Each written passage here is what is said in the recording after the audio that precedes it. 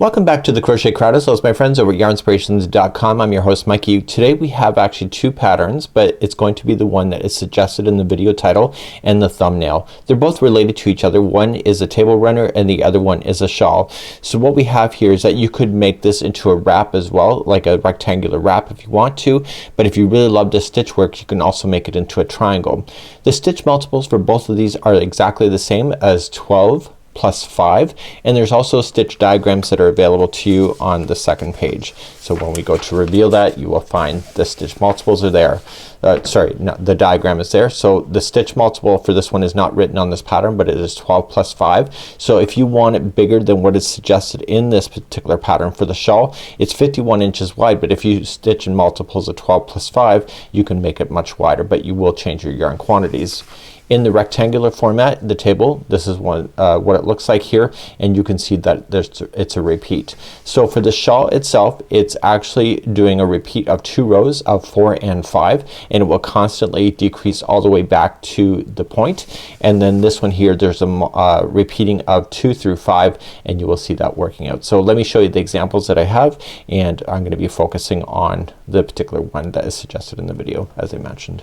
So here are two examples. So this is the table runner right here. It's just a multiple of 12 plus 5, but we also have the finished instructions so that you can make it exactly the size that you have. So you will see that these trebles that are here are popping out of the project. I know it's hard to see with so much light blasting on it, but the back of it looks like this. You can see the indentations because we are going to be using back posts to make it appear like it's popping. So it's a mock macrame kind of concept. So in the other one we have the same stitch pattern. I know it's hard to tell with so much light coming at it with being gray, but you can see it's the same kind of stitch pattern, and on the back is also, you can see it's raised up like this. So if you really love this, you can just turn it over and use the back side of the blanket too, or of the shawl. So it's a really neat concept, and today we're going to move on to the exact example that was shown in the thumbnail. So looking at this pattern more carefully, we're moving on to the shawl, and this is using Caron cotton angel cakes. This is a new yarn as of 2021, and it can be found at Michael's. So what we have here, it's faded jeans as the color. It's only 2 balls using a 5mm size H crochet hook in order to play. So it's actually a really easy pattern to be able to maintain. I found this a lot easier than the table runner itself, and it's in multiples of 12 plus 5. So even though it's giving you chain 233, if you maintain that you can change the width of the shawl, but it will change the quantities of your yarn, just so you know. And then also there's a diagram on page number 2, and so we're gonna be able to follow along. So what you should know is that after you get the first rows 1 and 2 done, the decrease then starts to begin. And so it doesn't matter how many multiples of 12 that you do, as long as you end with 5 at the end, it will automatically just make its way to a point, because the next pieces always fall into the center of the existing wave. Do you see that? So they're always gonna fall into the center. So all I need to do is get you started and then show you how to do rows number 4 and 5, and that will make its way all the way to the peak. And then what we can do at that point as well is that we're just gonna single crochet equally all the way around for the balance. So let's begin to do this, and let's start with your 5mm size H crochet hook and Caron cotton angel cakes, or a yarn that's equivalent. So let's begin. You can either chain 233 or do the changing of the size. So if you would like to do a kid size or you'd like to make it larger, you can. I don't know the distance of the 12 chains to tell you how many chains to count in order to change the size. So I would just do the multiples. So either chain 233 or do the multiples. So 1, 2, 3, 4, 5, 6, 7, 8, 9, 10, 11, 12. If you're not happy with the width of your shawl so far, just add another 12. So 1, 2, 3, 4, 5, 6, 7, 8, 9, 10, 11, 12. Now you're just gonna continue to do that, and then when you're happy with the width of it, you have to add an additional 5. So if you're doing it as per the pattern, chain 233 works, but if you're changing the size, it's multiples of 12 plus 5. I'll see you at the end of this chain. If you've done the table runner at this point, rows number 1, 2, and 3 are exactly identical to the table runner. It's after that it starts to decrease to a point. So going 5th chain from the hook, count it back. So 1, 2, 3, 4, and 5. So 1, 2, 2, 3, 4, 5. Turn to the back hump of the chain and I need you to put in 3 trebles into that same chain. So with the chaining that you just skipped plus these 3, that equals a total of 4. So keep that in mind in your head there somewhere. Now after you have a group done like this, you have to chain 3 and then come back down to the chain. So 1, 2, 3, 4, 5, go to the 6th one. So you're skipping 5 chains, you're going to the 6th one on the back hump still and single crochet in. Then chain 1 to start your next group. So you're gonna skip into the 6th one. So 1, 2, 3, 4, 5, and 6. And in that 6th one we're going to do like a shell work. So you're going to treble 3 times into that same chain. So 1, 2, and 3. And then chain 3. So 1, 2, 3, and in the same chain 3 more. So it's gonna be like an open shell.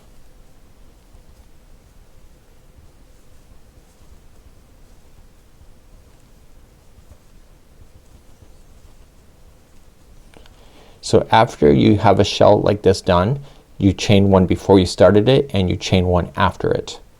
And you're gonna come back down to the chain. So skip the next 5. So 1, 2, 3, 4, 5, go to the 6th, single crochet in, and then begin to do that all over again. So chain up 1 and skip to the 6th one. So 1, 2, 3, 4, 5, 6. I just kind of pinch when I count it. And you're going to put in your 3 trebles, chain 3, 3 trebles all into the same chain. So I'll be quiet now, but this is what you're going to do all the way across.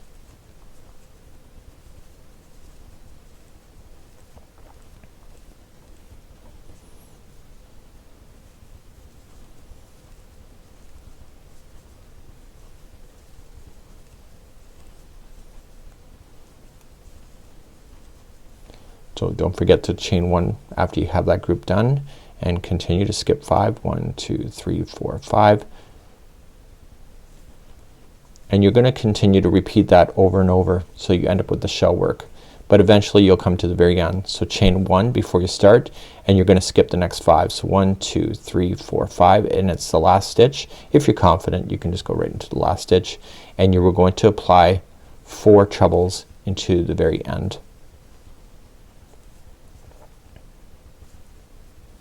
And that keeps the balance for the way that we started this shawl.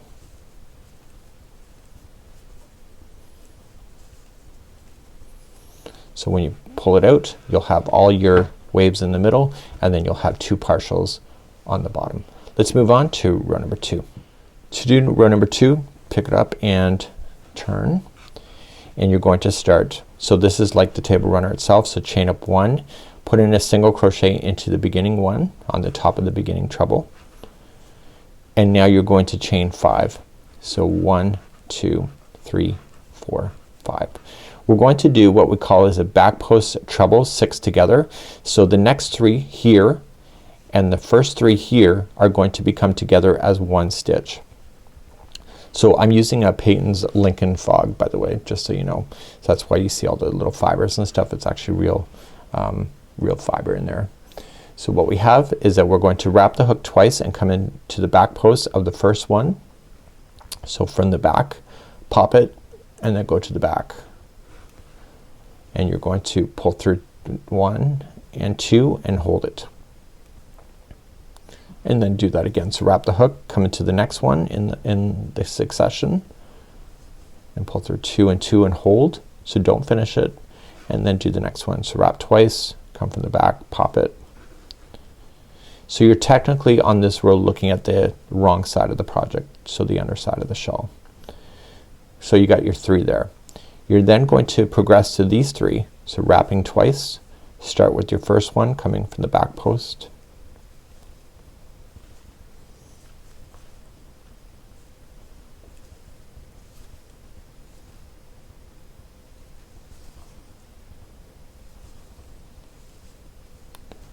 and so you did all 3 there. You should see a total of 7 loops on your hook. Yarn over, pull through all 7, and then chain 5 to move on. So 1, 2, 3, 4, 5. Look for the next chain 3 where these are splitting, single crochet there, and then chain 5 again. So 1, 2, 3, 4, 5. You're going to put the first 3 here and these 3 here together as one. So it's again a 6 treble on the back post together. The nice thing about this shawl is that once you get moving on it, every row gets less and less, so it'll get faster and faster to create this after you get beyond the first few rows. So that's kind of encouraging. It makes it feel like you're moving much and much faster each and every time, which you kind of are, because you're removing out stitches as you go. So you're looking for the 7 loops on the hook, pull through all 7, and then chain 5 to move on. So 1, 2, 3, 4, 5. And you're gonna do this all the way across. So come to the next chain 3 space, single, and in this case we're running to the edge already, so we're gonna chain 5, and you're gonna put these 3 and these first 3 together, leaving that last one, the turning chain, untouched for now.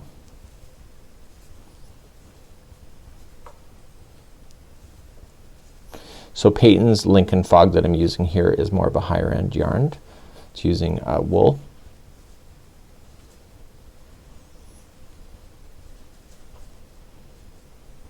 So it's got that wool feeling to it. So if you are sensitive to wool, that may not be a good choice, but it looks absolutely beautiful. I'm not sensitive to wool and it feels amazing on my hands, to be honest with you. But I have to say I'm an acrylic queen most of the time. Okay, so we have our 7 loops, pull through all 7, and to finish off this row you have to chain 5. So 1, 2, 3, 4, 5, and then you begin, and on this turning chain you just go right into the top of the turning chain, right into a chain itself, not to a space, and single crochet, and that will hold that in. So on the other side, the first part of these flowers just started jumping off. So let's begin row number 3. So row number 3, here's what we're going to do. So row number 3 we're not decreasing yet. Rows number 4 and 5 do that. So we're going to start in row number 3, chain up 1 and single crochet in the first one. Now we're gonna do a group like we did on the chain. See these groups that we did? We're gonna do that, and we're gonna choose the center point of this flower. Before you do that though, chain 1 to start and come right into the center where they're joining, and you're going to put in 3 trebles, chain 3, 3 treble into the center point of that. So you can see every other row is going to be using those back posts, and these rows don't, so you can blaze along pretty quickly. So once you have your first 3, chain 3 and then put 3 more trebles in. The trebles make this grow fast.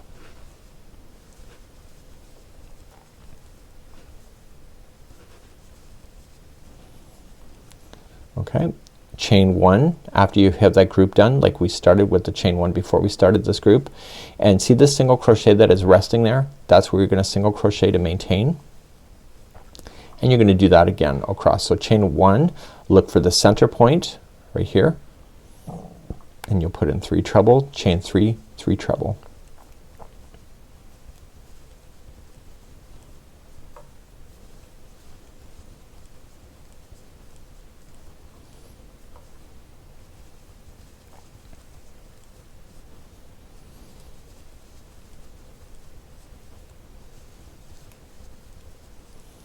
Chain 1 after you get that group done, make sure you don't forget that, and then you come to the next single crochet, and that's where you're gonna single crochet so they match. So eventually the party will come to an end and you'll come to the other side. So we have one more flower to put in, so chain 1 before you start it and put in 3 treble, chain 3, 3 treble into that spot.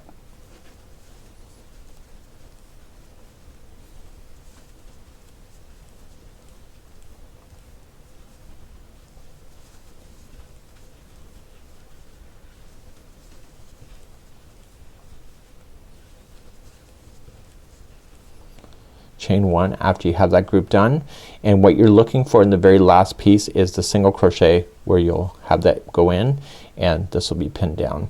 So this was row number 3, and on the back of it you can see that it's lifting, and this side looks just equally as nice, and we're going to turn our work and begin rows number 4 and 5, which is the repeat for this whole thing to the point. In row number 4 we're always going to decrease, so we have to get ourselves to the first chain 3 here, so it's gonna crawl up. So the actual point is going to start and go like this. Because I haven't got very much here, it's not gonna take long to get there, but for you you'll be wider, so each time you're starting row number 4 you're taking out half of the beginning and half of the end of the flower. So let's begin. Right in this first one you're going to just come right into the top of the stitch, and you're going to slip.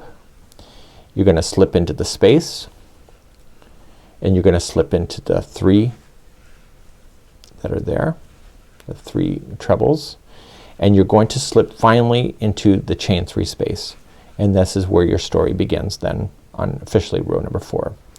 So in 4 you're gonna chain up 1 and single crochet into that spot, and you're going to then chain 5. So 1 2 3 4 5.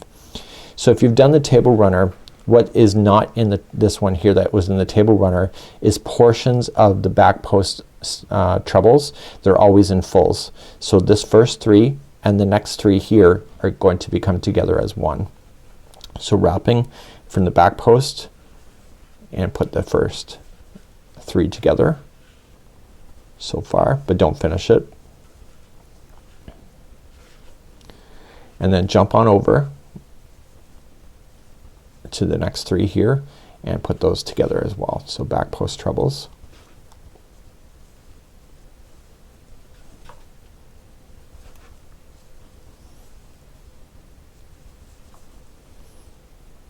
so you're looking for 7 loops on your hook. That's the secret.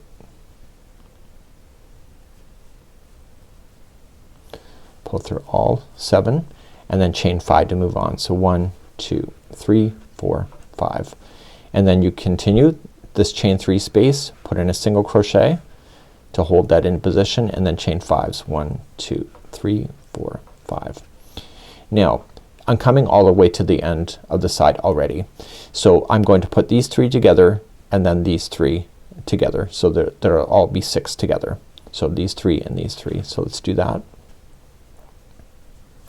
But you will do that all the way across until you're ready to get to the final edge. So the secret to the final edge is that you don't go all the way to the end.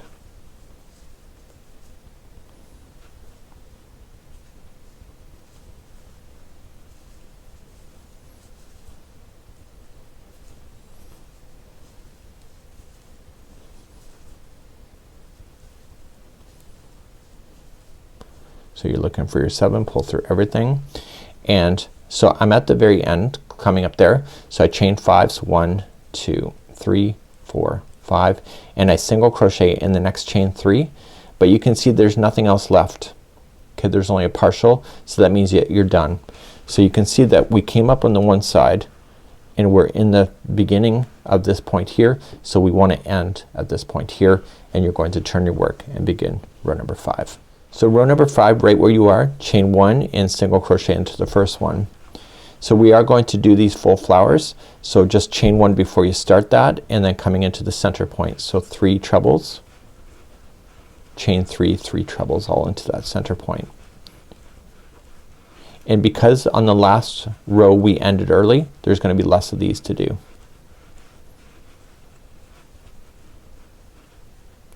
So in the table runner there was a repeat of 4 rows because we had a partial, but on the way the shawl is working there's no partials at all because it's being eliminated out.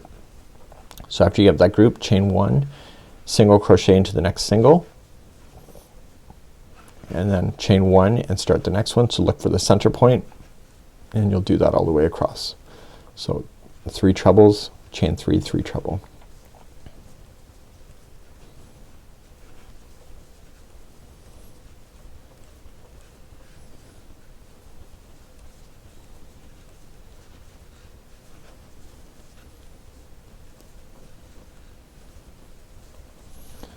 So because we don't want to go, we just want to end right here because that's where we kind of already shifted. So chain one after you do that and single crochet there.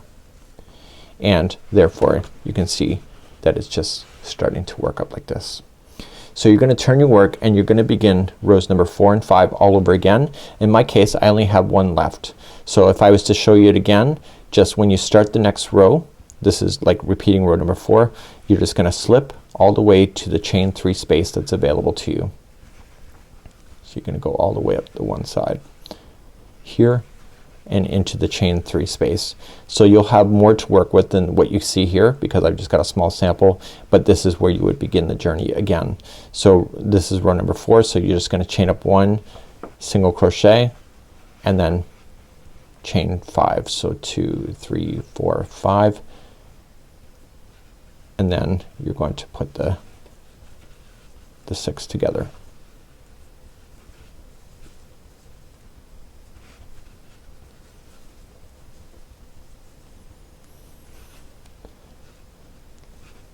So the very end row is technically row number 5, which is coming back to do the uppercase of these flowers. So once you have your 7 loops, you'll come all the way and then you'll chain 5. So 1, 2, 3, 4, 5, come into the next chain 3 space, and then that's it. And then turn, and this is be the last row if you're working on this. So chain up 1 single to the first single crochet, and into the center point I need you to put in your final. So you have to put in your 3 trebles, chain 3, 3 treble to finish.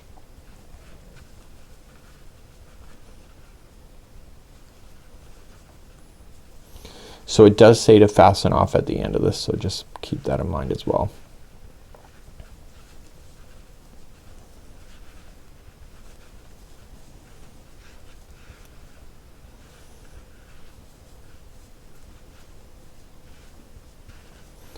And then chain 1 to complete that, and you'll reach on over and you'll get that last single crochet, and therefore you've just eliminated out stitches and you made yourself into a point.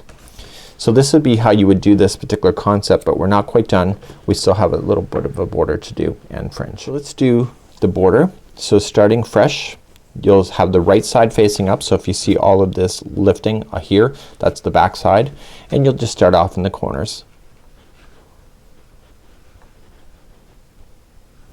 So in the corners, which is this corner, and this corner, you're going to put in 3 single crochets so that it will bend. So you'll just join to the first one,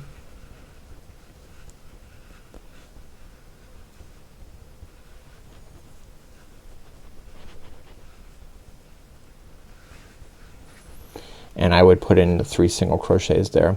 So on the table runner that I've already filmed just minutes ago before this, is that I found that these chain 5s work if you just put 3 loosely done single crochets there. If you feel like it's pulling in though, add 4, but I found 3 worked for me.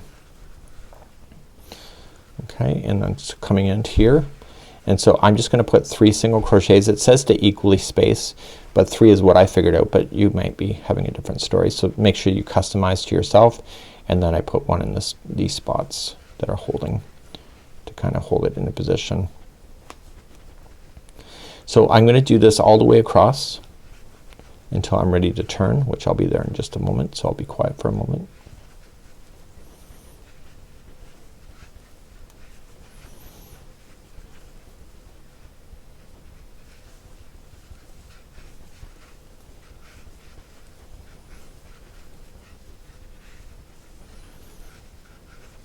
So the very last one here, got my 3, and then in the corner I will put in 3 single crochets so that I can turn. So make sure that you kind of lie it down and see if it's working, which it is. And now coming up the sides, I just want to equally space again, just make it look good, and just equally space going up the sides. And if there's stitch work to go into, use the stitch work, and if there's spacing, just use the spacing to your advantage. And so you're gonna go all the way to the point, and then in the point just put in 3 single crochets so that it will turn and be more obvious what it is. If you want it to be more rounded, then don't bother, but that's a choice that you have for yourself to make.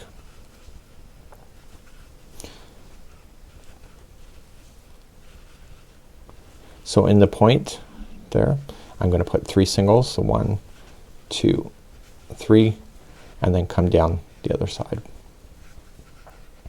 So I'm going to just meet you back at the beginning of this. So right where we are, we're gonna slip stitch, and then I will show you how to fasten off with the tapestry needle. When you're ready and you come all the way back to where we started, I put in 3 single crochets when I started, so I can just slip stitch this, and I'm just gonna trim my yarn just enough to get a tapestry needle through. And then I'm going to put that tapestry needle so that I can weave this in. Now if you just use your hook and just weave it in, it will fall out.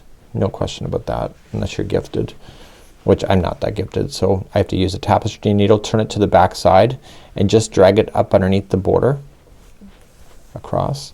When you pull on it, don't change the shape of it, and go back and forth a total of 3 times. The project can never stretch in 3 different directions at the same time, so this should never fall out on you, even if you wash it. And just if you're using this yarn, make sure you follow the washing instructions. And this would be how you would do this particular shawl, and this is a miniature version, and you can see that it looks pretty awesome. So the back side is also looking textured. It reminds me of Bavarian really, and so that might be more of an appeal to you as well. So now that we have the border done, we're now going to start with the fringe. I'm just gonna do a demonstration on how to do it. So the fringe is actually lengths of 18 inches, and taking 3 strands together and fold them to do that, and you're just gonna do an evenly spaced number. So what I would probably start with is start with the very point and work your way up and determine how far apart you want the fringe to be, and then make that determination. So let me give you a little bit of tips in order to do that, and let's grab a tape measure and we'll start that next. What I like to do to save time is that you need 3 strands per fringe. So you're gonna take the strand coming from the ball, and you're just going to measure approximately 18 inches and then pinch it, and then just pull the strand together, and then pinch it, and then pull the strand together for the 3rd time. And then you can safely cut it. So there's one. I'll show you again. So you put that aside, there's one fringe. So again, 18 inches, pinch it, and then pinch. So you just have to measure it just once. And even if it's not completely equal, it's okay. We'll do it when we get this done on the project. So you're not gonna worry about the loops that have been made. So what we want to do is that we want to start with the bottom like this, and you want to grab your work. Now you're gonna start with this, and you are going to pull through from the back side. So this is the good side of the work. So starting in the first one, put the hook on the back coming forward, and then just loop this. So this has been folded in half, and loop it, and using your fingers just spread it and pull through. And this cross beam that you're doing is on the front side of the work, and you're going to pull like that.